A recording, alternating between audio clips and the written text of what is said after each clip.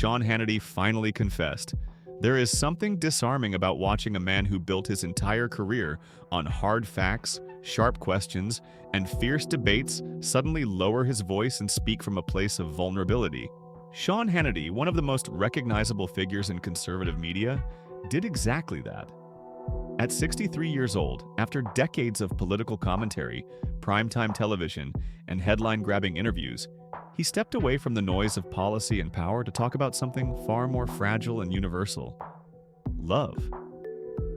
When he opened up about the woman he calls the love of my life, it didn't just surprise his audience, it shifted the way many people saw him. That single emotional confession softened the edges of a man viewers thought they already understood.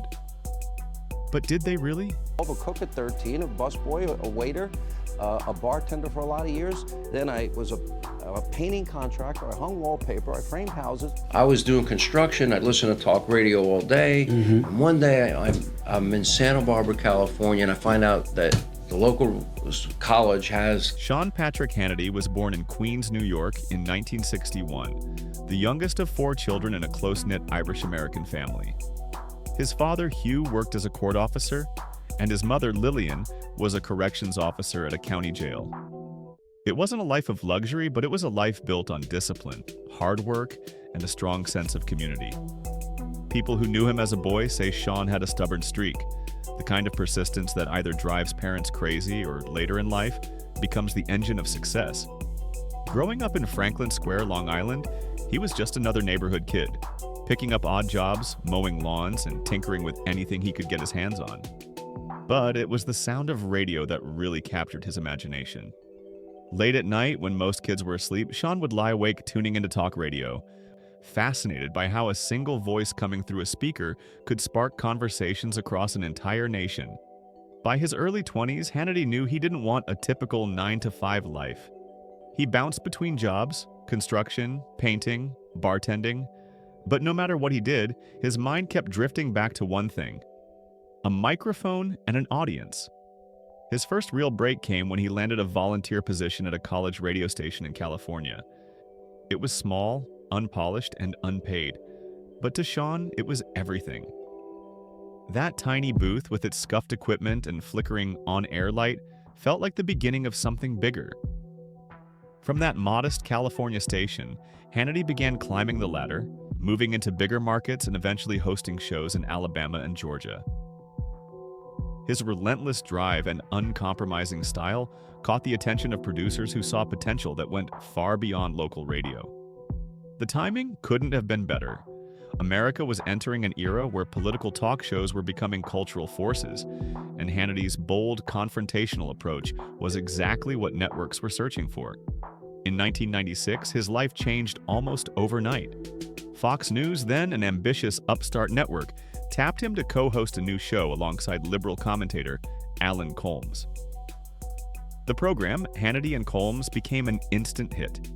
Viewers were drawn to the nightly clash of ideologies, 2 worldviews colliding on live television, and Hannity thrived in that arena. He didn't just debate, he demanded to be heard. Years later, when Hannity launched as a solo primetime program, his voice became one of the most recognizable in America. He interviewed presidents, challenged policies, and often courted controversy. Through it all, one thing never seemed to fade: his energy. Behind the camera, though, Hannity wasn't nearly as loud. Friends and colleagues often describe him as surprisingly reserved off the air. I really am a believer that of myself, I could do nothing. I believe every single thing we have in this world is a gift from God. Someone who values loyalty, privacy, and faith. The persona that America watched every night was the broadcaster. The man away from the studio was far more introspective. Off-screen, he would talk about his faith, his family, and the simple things he missed from his childhood. Sunday dinners, the sound of his parents' voices, and the straightforward honesty that comes from humble beginnings. To many who truly knew him, it was clear that while Sean Hannity might thrive in professional chaos, what he longed for most in his personal life was something much quieter: peace. And that's where his story takes an unexpected turn. Before the fame, before Fox News, Sean Hannity was just a young radio host trying to make it. And it was during those early, uncertain years that he met the woman who would become a defining part of his life story, Jill Rhodes. Jill was a journalist working at a local newspaper in Huntsville, Alabama. She first heard Hannity's voice on the radio, confident, persistent, hard to ignore. He would call her for story tips, chasing leads and information, and before long those professional conversations started stretching into something more personal. They were both young, ambitious, and hungry to make their mark. There was a spark between them, quiet at first, then undeniable, one that quickly deepened into something bigger than either of them had planned. In 1993, they got married. It wasn't a lavish ceremony filled with cameras and headlines. It was simple, sincere, and wrapped in the optimism of two people who truly believed they could face the world together. Hannity often credited Jill as his grounding force, the calm to his storm, the steady presence behind the rising career. As his professional life grew, so did their family. In 1998, they welcomed their first child, a son named Patrick. 3 years later, their daughter, Mary Kelly, was born. During those years, people who knew Hannity often saw a very different side of the man America watched on television. He was the father who showed up to tennis matches, the husband who insisted on keeping his family close, no matter how crowded his schedule became. At home, he wasn't the relentless commentator dissecting politics. He was simply Sean, a dad, a husband, a man trying to balance ambition with responsibility. But life in the public eye always comes with a cost. As his career exploded, so did the demands on his time. Long hours, constant travel, and the pressure and scrutiny that come with fame began to take their toll. Slowly, almost imperceptibly at first, the marriage started to fray at the edges. Hannity never spoke about it publicly. He never does. But people close to the couple say that years of living under a microscope built an invisible wall between them. A distance that no argument or scandal caused, but that time, pressure, and exhaustion quietly created. By 2019, after more than 2 decades together, Sean and Jill made the painful decision to part ways. The divorce was finalized quietly, without the chaos or spectacle that often surround celebrity breakups. There were no bitter public statements, no explosive tell-all interviews, just two people who had once shared everything choosing, with as much dignity as possible, to go their separate ways. If you look closely, that silence spoke volumes. It reflected respect, not only for each other, but for their children. Even after the separation, Hannity and Rhodes continued to co-parent with remarkable grace. Their kids remained their top priority, and friends say Hannity stayed deeply involved in their lives. Oh, Sean Hannity's a conservative. There's no pretense here. I'm not Ted Koppel. I am a person, it's branded, this is a conservative show. I really am a believer that of myself, I could do nothing. I believe every single thing we have in this world is a gift. For Patrick, his father's presence was a constant, especially during his tennis career at Wake Forest University. For Mary, Hannity was the supportive dad who always found time to be there, for her sports, her studies, and all the small but important moments in between. Privately, though, that chapter of his life was difficult for Sean. He was a man used to control over conversations, narratives, and public opinion. But love isn't something you can manage, and loss isn't something you can argue away. Those who worked with him noticed a subtle shift. The man who once filled every silence with certainty began speaking a little more slowly, thinking a little more deeply. He spent more time in reflection, leaning into his faith and the quiet corners of his personal life. Friends say he became more private than ever, not reclusive but protective. He stopped talking about relationships altogether, sidestepping even lighthearted questions about dating on air. To many, it looked as if Sean Hannity had decided that love just wasn't meant for him anymore. But behind that guarded exterior, something else was happening. A slow, quiet rediscovery of what love might look like the second time around. He had walked through the rise and fall of fame, felt the highs of success and the sting of heartbreak. He had built a career that demanded nearly every ounce of his attention, and had learned, often painfully, that not everything in life can be managed like a broadcast schedule. So when, years later, he spoke about finding the love of my life at 63, it landed differently. It wasn't just a line, it carried the weight of everything he'd lived through to get there. You ended up getting a divorce. Right. But your faith kept you very strong throughout it. Yeah, that was a really hard period in my life, but we are amicable and we co-parent very well. My name is Ainsley Earhart, and I have worked at Fox News for 14 years. Ainsley Earhart wasn't just another television personality. She was a woman who had carved out her own name in the demanding world of broadcast journalism. A South Carolina native, Ainsley brought a sense of grace, warmth, and optimism to everything she did, quickly rising through the ranks to become one of Fox's most beloved morning hosts. But behind that bright smile and calm composure was someone who had weathered her share of personal storms. She had gone through 2 marriages that didn't last and was raising her young daughter Hayden as a single mother. Her faith became her compass, the steady force that kept her grounded through life's turbulence. In many ways, Sean and Ainsley's paths mirrored each other. Both were veterans of the same network. Both had faced intense public scrutiny. And both were quietly learning how to rebuild their personal lives after loss. The chemistry between them began softly, rooted first in friendship. They had known each other professionally for years, crossing paths in the halls and studios of Fox. But somewhere along the way, something shifted.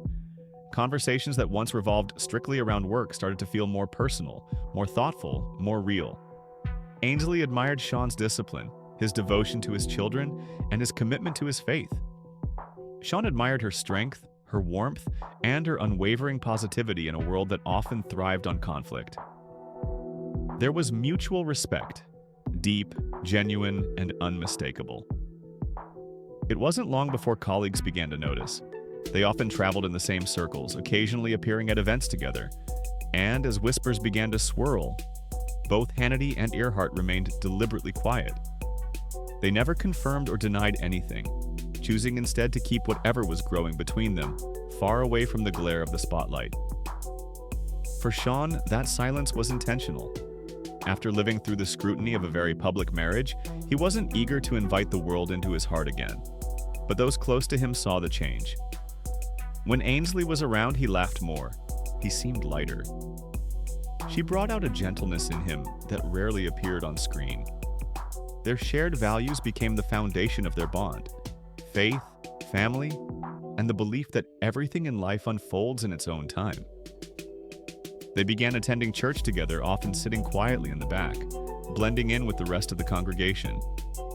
It wasn't a flashy romance, no red carpets, no magazine cover rollouts, but it was real. They built a connection rooted in understanding rather than spectacle.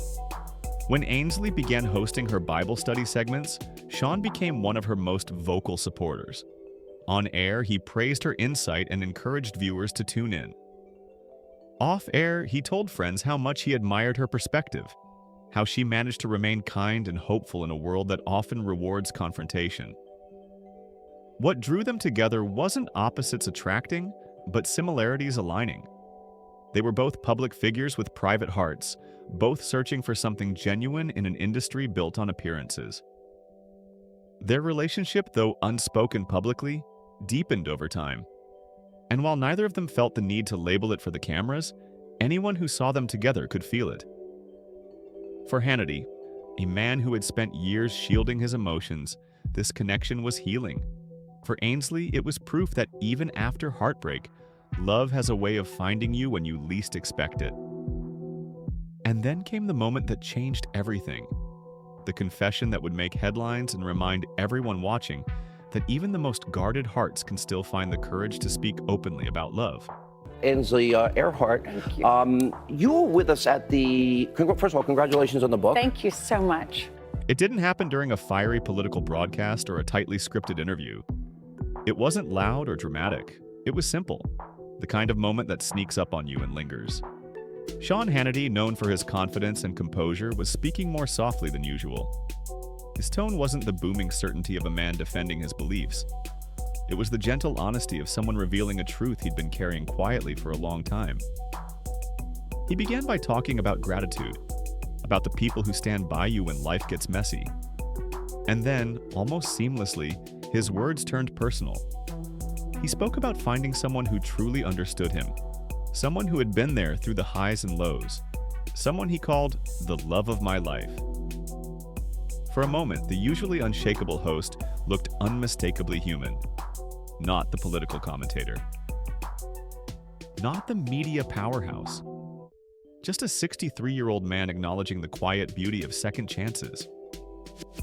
Viewers were stunned. It wasn't that they believed Hannity had no emotions, it was that they had never seen him reveal them so openly. He had always kept that part of himself locked away, rarely mentioning his family and never discussing his relationships. He didn't name names, he didn't have to. Those who had followed his journey knew exactly who he was talking about. The timing, the tenderness in his voice, it all pointed toward Ainsley. And it wasn't just the words that made the moment powerful, it was the sincerity, the pauses, the subtle smile that crossed his face when he said, "At this stage in my life, I'm just grateful. I found someone who makes me better every single day." That line alone became a turning point, not just in how the public saw Sean Hannity, but in how he seemed to see himself. Gone was the man who once hid entirely behind his work. In his place stood someone who had lived long enough to understand that real strength often comes from vulnerability. What's clear is that at 63, Sean Hannity has entered a new season of life. For a man who has spent decades debating the state of the nation, it turns out his most meaningful revelation wasn't political at all. It was personal. It was the realization that love doesn't follow a timeline, that it doesn't care about public opinion, and that sometimes the best things in life happen quietly, far away from the cameras. Hey guys, by the way, thank you so much for inviting little old me into your great Bible study. I could always use more prayers. We all live in the greatest country God gave man. With Sean Hannity's confession, the impact rippled far beyond his usual audience. Viewers who had followed him for years were caught off guard. There was no spin, no headline-grabbing declaration, just raw honesty. It was rare to see a man who had built his career on being impenetrable show that kind of tenderness. The media world reacted quickly. Some called it unexpected, others refreshing, and for many of his fans, it was deeply humanizing.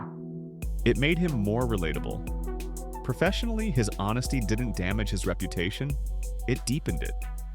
In an age where authenticity feels increasingly rare, the moment reminded people that vulnerability is not weakness. For many of his longtime supporters, it made them feel even closer to him. And for Sean himself, it seemed to mark a quiet turning point. The guardedness that had once defined him began to soften. He didn't suddenly become an open book, he's still private by nature. But there was a noticeable warmth, a calm that comes from knowing that love is no longer something you have to hide. At 63, he wasn't chasing reinvention. He was embracing reality, a life now filled with gratitude, companionship, and the steady confidence that comes from being loved for who you are, not for what you do. And that was perhaps the most profound part of his confession. It wasn't just a personal revelation, it was a reminder that even those who seem larger than life are still searching for the same simple truths: connection, acceptance, and a love that endures. Sean Hannity's story isn't just about rediscovering love later in life. It's about the courage to begin again. The first lesson in his story is that it is never too late to find happiness. Hannity's confession came at 63, an age when many people assume their story has already been written. Yet his journey shows that life continues to surprise us, that love doesn't come with an expiration date, and that joy can arrive long after the storm has passed. The second lesson is about vulnerability. In a world where strength is often equated with stoicism, Hannity's openness showed that true strength sometimes lies in letting your guard down. By admitting his feelings, he didn't lose authority. He gained depth. He reminded millions that showing emotion doesn't erase toughness, it amplifies it. Then there is the lesson of gratitude. Hannity didn't frame his love story as a grand victory. He framed it as a blessing. He spoke like a man who had learned the hard way that success means very little if you have no one to share it with. That sense of appreciation, after everything he'd been through, is part of what made his confession so moving. And perhaps the most important takeaway is this: people change. The Sean Hannity the world saw 20 years ago isn't the same man standing in front of the cameras today. He has evolved, from fiery and restless to reflective and thankful. If there is one thing Hannity's confession made clear, it's that the human heart doesn't retire. It keeps hoping, it keeps searching. And sometimes when the timing is finally right, it finds what it's been looking for all along: love.